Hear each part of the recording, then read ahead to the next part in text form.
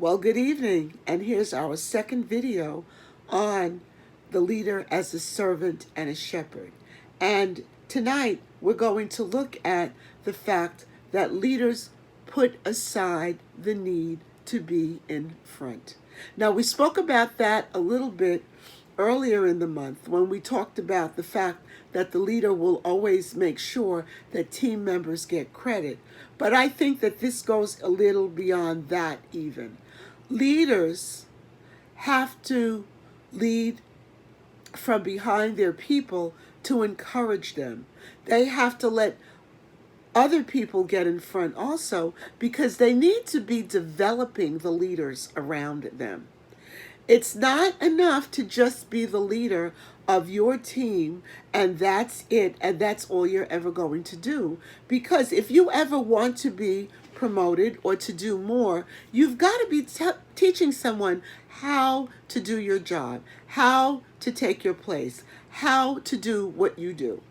And the only way to do that is to stand aside and let a junior person get in front of you so they can feel the wind in their face, but know that they won't topple because you're behind them. Because leadership is not easy. We all know that. Leadership demands sacrifice. All of us who are leaders know that. But the people who are being taught to lead need to learn that as well as we know it. And the only way for them to do it is to get in front and give it a try. And so as a leader, choose the path of humility. Choose not to be in front all the time.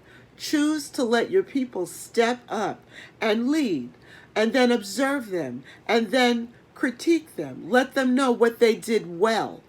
Let them know where their weaknesses are and where they need to improve. Because the only way that you will advance as a leader is to make sure that you're putting someone ahead of you. As a person of faith, I enjoy reading in the New Testament the Apostle Paul. He had Timothy. He brought Timothy along as a younger man and taught Timothy how to lead. I also appreciate from the Old Testament the book of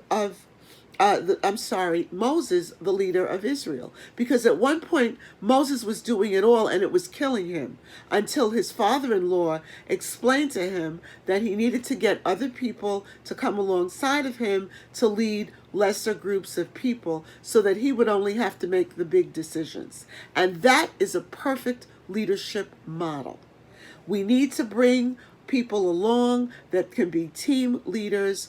Even though we're the leader of the whole team, they can be the people who lead subgroups of people. That way, the strain is off of us, people are being trained, and the mission is being accomplished. So think of this.